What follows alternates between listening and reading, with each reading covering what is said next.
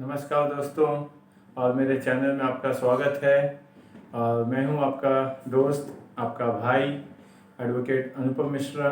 और आज मेरे साथ मेरे चैनल पे आए हुए हैं मेरे काबिल मित्र पंकज डाबर जी। एडवोकेट पंकज डाबर जी, हमारे चैनल में आपका स्वागत है। नमस्कार सर। नमस्कार सर। तो स्वागत है आपका। दोस्तों, आज हम बात करेंगे। आज मैं आपके सामने एक बहुत ही अच्छा मुद्दा लेके आया हूं जो हमारे रोज़मर्रे के जीवन में बहुत ही काम की चीज़ है, और आप इसे ज़रूर देखें और इसमें पूरी दी गई जानकारी को ध्यान से सुनें। इस वीडियो को पूरा देखें।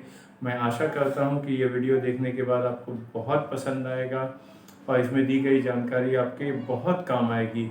चाहे वो आप हो, आपके परिवार के कोई सदस्य हों, या आपके कोई मित्र हों, या आपके ऑफिस में कोई आपके कलीग हों, ये सब के लिए बहुत काम की चीज़ है।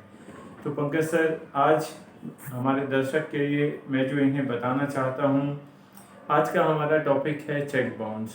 चेक बाउंस आखिर होता क्या है?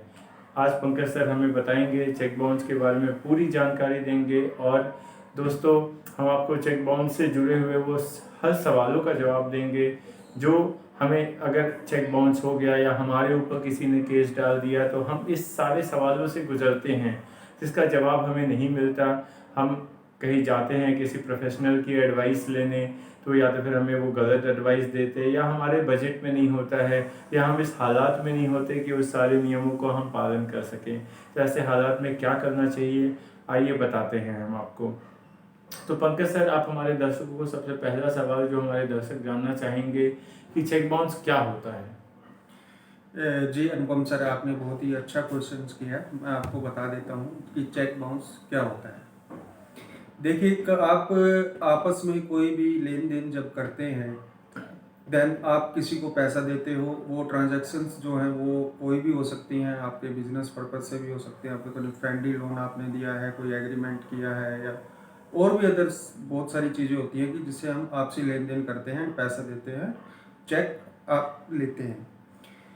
तो मैं आपको बता देता हूँ चेक बाउंस क्या होता है। कि चेक आपके पास है, जिससे भी आपने पैसा लेना है उसका चेक आपके पास है। आप फर्स्टली करते क्या है कि चेक जो है वो अपने अकाउंट में प्रेजेंट करते हैं। प्रेजेंट होता है चेक, तो उसके बाद चेक आपने लगा दिया अकाउंट में, एंड देन फिर होता क्या है कि जिसे हम बोलते हैं कि चेक बाउंस हो गया। चेक बाउंस होना या चेक बाउंस क्या होता है, वो सारी चीज़ें मैं आपको बता देता हूँ अभी। कि आपने चेक प्रेजेंट जैसे ही किया अकाउंट के अंदर, उसके बाद चेक बाउंस हुआ। चेक बाउंस के कई सारे रीजंस हैं, वो सिर्फ हम एक लाइन में कोई जस्टिफाई नहीं कर सकते उसको कि चेक बाउंस हो इस वजह से हो गया है। उसके अंदर 6-7 रीजंस होते हैं चेक बाउंस होने के।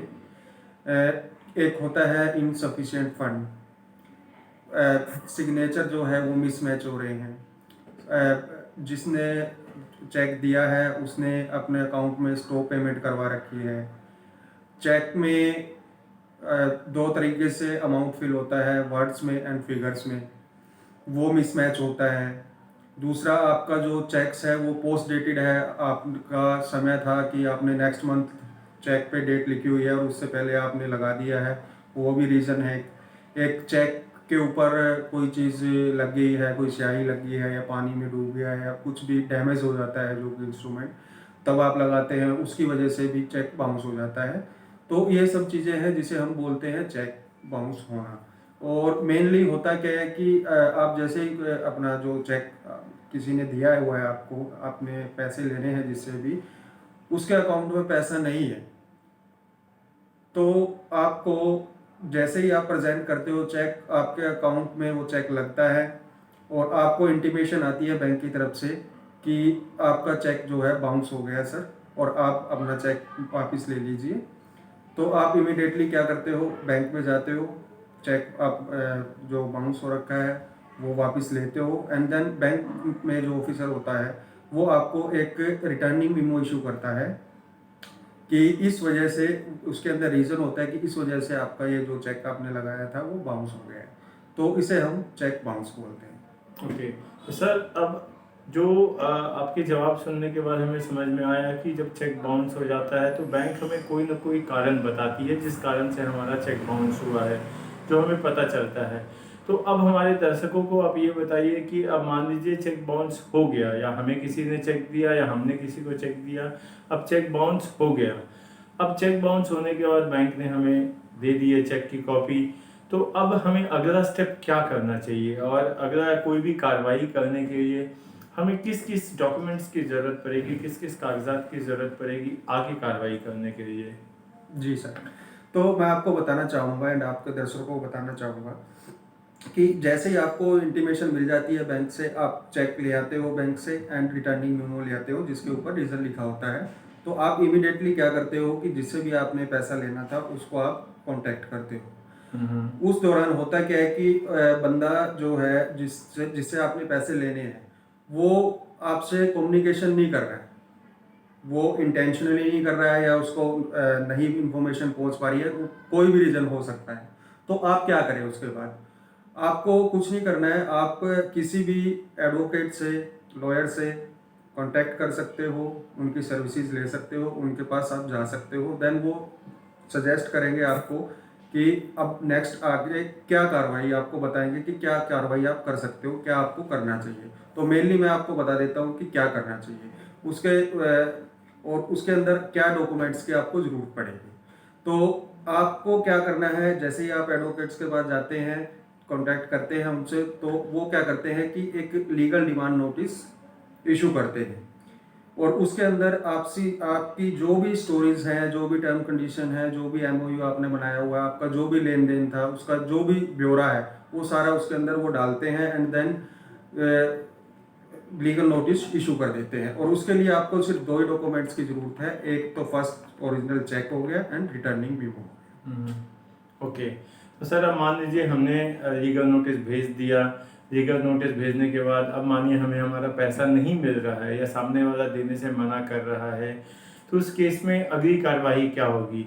अगली कार्रवाई क्या, हम कोर्ट जाएंगे, क्या करेंगे, पुलिस कंप्लेन करेंगे, ये आप हमारे दर्शकों को बताइए।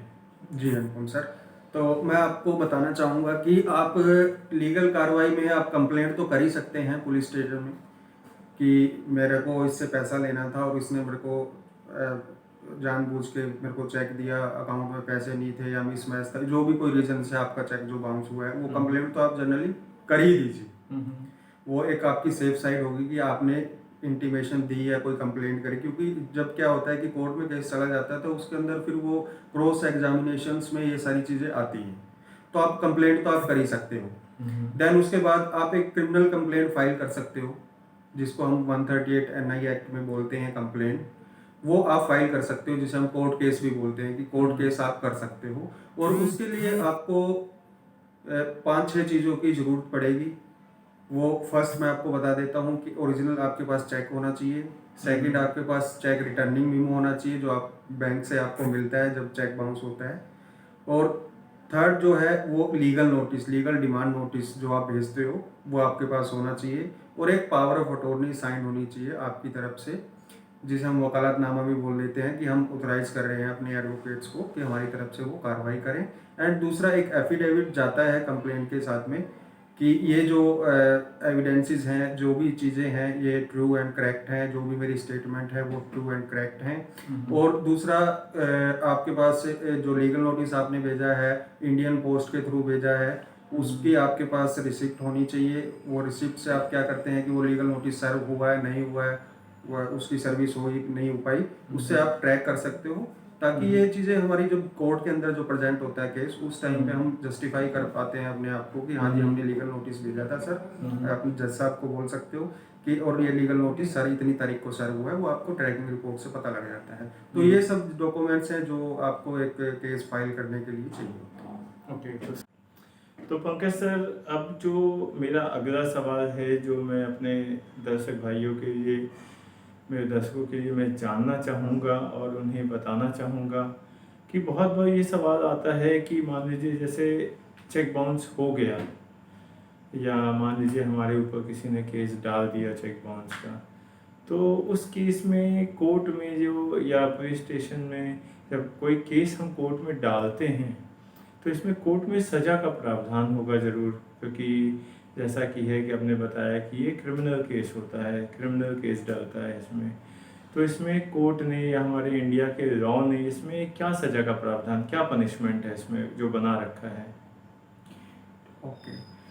तो अनुपम जी, इसके अंदर ऐसा है कि इसके अंदर जो सज़ा का जो प्रावधान है वो मैक्सिमम जो है वो 3 इयर्स है।